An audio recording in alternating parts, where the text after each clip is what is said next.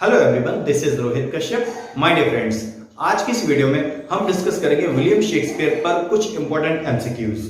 अगर आप graduation, post graduation, TGT, PGT English या यूजीसी एनटी नेट की तैयारी कर रहे हैं या आप इंग्लिश लिटरेचर से रिलेटेड किसी भी एग्जाम की तैयारी कर रहे हैं तो ये वीडियो आपके लिए बहुत ही हेल्पफुल होने वाली है। दोस्तों, एक एक पॉइंट क्लियर होगा और ये जो आज वीडियो बनने वाली है, ये जो अभी आपके रिसेंटली एग्जाम आने वाले हैं, जैसे पीजीटी का एग्जाम आने वाला है, जीआईसी लेक्चरर का एग्जाम आने वाला है, तो उसके लिए बहुत ही हेल्पफुल है।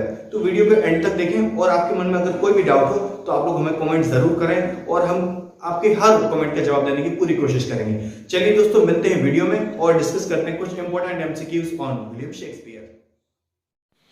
Question number 1. Venus and Adonis is a long narrative poem by A. Shakespeare, B. Marlowe, C. Drayton, D. Sidney यानी फिलिप सिडनी।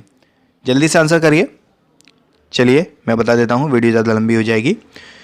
तो दोस्तों, इसका आंसर होगा विलियम शेक्सपियर। ये एक पोएम है जिसको विलियम शेक्सपियर ने लिखा था 1592 से 1593 के बीच में। Next, the total number of poems in Shakespeare's sonnets is. तो चलिए ऑप्शन दे देता हूँ चारों। 123, 104, 142, 154। इसका आंसर देने से पहले मैं आपको बता दूं कि ये जो सोनेट्स लिखा है ये एक विलियम शेक्सपियर की पोएम का कलेक्शन है। याद रखें दोस्तों, सोनेट्स का कलेक्शन, उसका नाम है सोनेट्स। ठीक है, तो कितनी सोनेट्स हैं इसमें? इसका आंसर होगा D, 154। Next question, the first folio of Shakespeare's plays appeared in 1664, 1631, 1623, 1650। आप लोग चाहें तो कमेंट बॉक्स में आंसर कर सकते हैं, अपनी प्रैक्टिस कर सकते हैं। चलिए, मुझे तो आंसर बताना ही है, मैं बताता हूं आपको। पहले तो आप ये जान लीजिए ये फर्स्ट फोलियो क्या है। The first folio is the first collected edition of William Shakespeare's plays. दोस्तों, ये जो फर्स्ट फोलियो है ये विलियम शेक्सपियर के प्लेज का एक कलेक्शन है जिसमें इसको उन्होंने पब्लिश किया था 1623 में, यानी उनकी डेथ के 7 साल बाद इसको पब्लिश कराया गया था। ऐसा माना जाता है कि विलियम शेक्सपियर ने टोटल 37 प्लेज लिखे थे और दोस्तों 36 फर्स्ट फोलियो में थे इनके। Next question, the line present fears are less than horrible imaginings appear in. तो ये जो लाइन है किस प्ले में बोली गई है?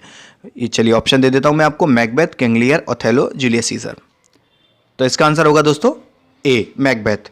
ऐसा माना जाता है कि मैकबेथ को दोस्तों 1599 से 1606 के बीच में लिखा गया है और ये पहली बार पब्लिश हुआ था।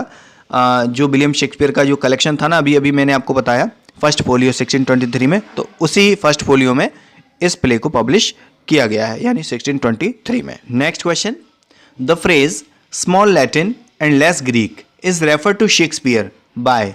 तो ये जो फ्रेज बोली है ये शेक्सपियर के लिए बोली गई, लेकिन इसको बोला किसने है? T S. Eliot, P B. Shelley, John Keats या बेन जॉनसन? तो दोस्तों इसका आंसर होगा बेन जॉनसन। बेन जॉनसन ने ये फ्रेज शेक्सपियर के लिए बोली है। Next question, which play of Shakespeare is said to be unfinished? तो इसके ऑप्शन है Othello, King Lear, Julius Caesar या हेनरी एथ। तो इसका आंसर होगा दोस्तों हेनरी एथ। इसको शेक्सपियर पूरा नहीं कर पाए थे। Next question, the first folio of Shakespeare's plays came in 1623 and for this credit goes to 2 actors, Hamming and Condell.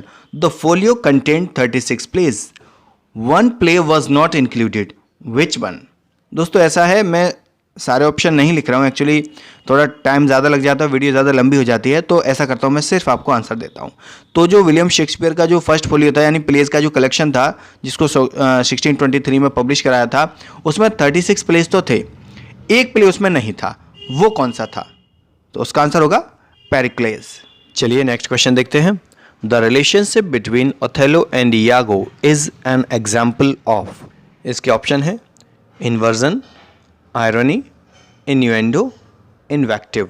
अब ये दोस्तों जैसे लिखा है इन्वर्जन, इसका मतलब होता है ऑपोजिट, और आयरनी और इन्यूएंडो इन दोनों का लगभग सेम मतलब होता है, जैसे किसी को ताना मारते हैं वो। और इन्वेक्टिव इसका मतलब होता है फटकार लगाना है, किसी को डांटना। तो अब क्योंकि ये दोनों जो कैरेक्टर थे, विलियम शेक्सपियर का एक प्ले था ओथेलो, तो ओथेलो उसका हीरो है और यागो उसका विलेन है। तो मेरे हिसाब से इसका आंसर होना चाहिए ए इन्वर्जन, क्योंकि ये ऑपोजिट है। तो उन दोनों का जो रिलेशन है एक तरह से ऑपोजिट ही था, क्योंकि वो हीरो है, ये विलेन है। तो इसका आंसर ए सही होना चाहिए, इन्वर्जन। चलिए नेक्स्ट क्वेश्चन देखते हैं। After Shakespeare made his debut as a London playwright he was described as an upstart crow by. इसके ऑप्शन है Robert Greene, Thomas Lodge, Christopher Marlowe, John Lyly. तो इसका आंसर होगा दोस्तों ए। तो पहले क्वेश्चन का मतलब आपको बता देता हूँ मैं कि शेक्सपियर ने जब पहली बार लंदन में एक प्लेराइट के रूप में या एक एक्टर के रूप में अभिनय किया था, वो जनता के सामने आए थे, तो उनको अपस्टार्ट क्रॉ के से उनको मतलब कमेंट किया गया था उनके ऊपर, अपस्टार्ट क्रॉ कहकर।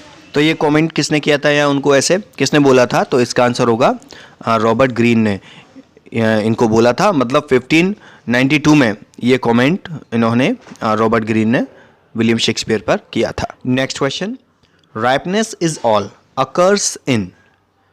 ऑप्शन दे देता हूँ पहले, किंग लियर, हैमलेट, मैकबेथ और जूलियस सीजर। तो ये जो लाइन दोस्तों बोली गई है वो बोली गई है किंग लियर में। विलियम शेक्सपियर ने इस प्ले को लिखा था। ये इसमें कैरेक्टर थे एडगर। एडगर ने मतलब ये बोली है लाइन ग्लोसेस्टर से। एक्ट 5 सीन 2 में ये लाइन बोली गई है। तो ये किसने बोला है? एडगर ने बोला है ग्लोसेस्टर से। तो ए आंसर इसका सही होगा। चलिए नेक्स्ट क्वेश्चन देखते हैं।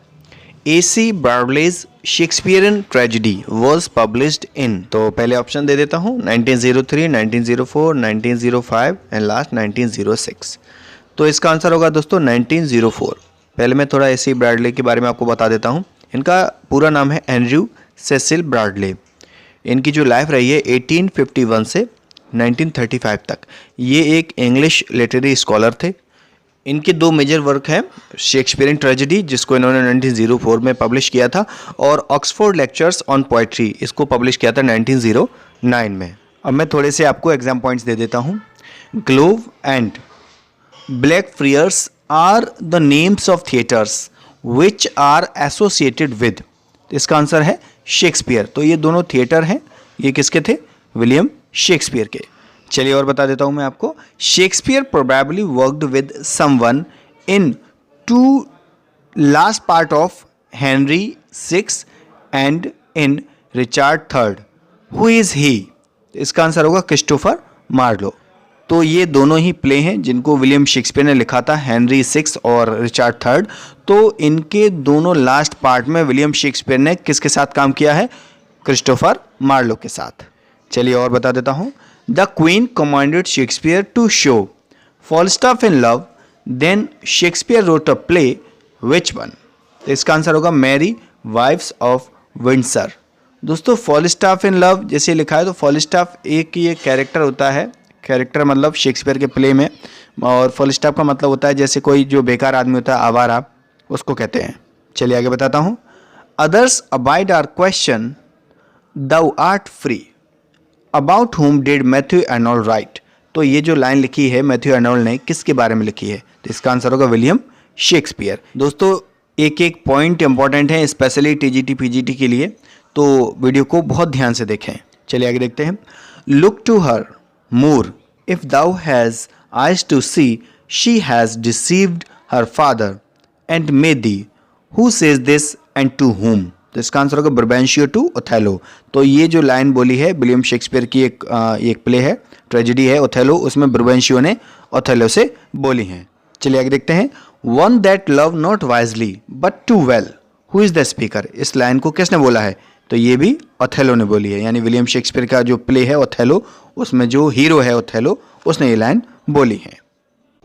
तो दोस्तों ये थी आज की हमारी वीडियो जिसमें हमने डिस्कस किए थे कुछ इंपॉर्टेंट क्वेश्चन विलियम शेक्सपियर पर। अगर अभी आपके मन में कोई डाउट हो या कुछ कमी रह गई तो आप लोग हमें कमेंट कर सकते हैं, या अगर आप चाहते हैं आपको किसी टॉपिक पर वीडियो चाहिए, आपको कोई टॉपिक समझ में ना आया हो, तो हमने बहुत सारे वीडियोस बना रखी हैं, बहुत सारे राइटर्स पर बना रखी हैं। तो आप लोग अगर हमें कहेंगे तो हम वो लिंक आपको प्रोवाइड करा देंगे। तो आज की वीडियो में बस इतना ही। चलिए मिलते हैं।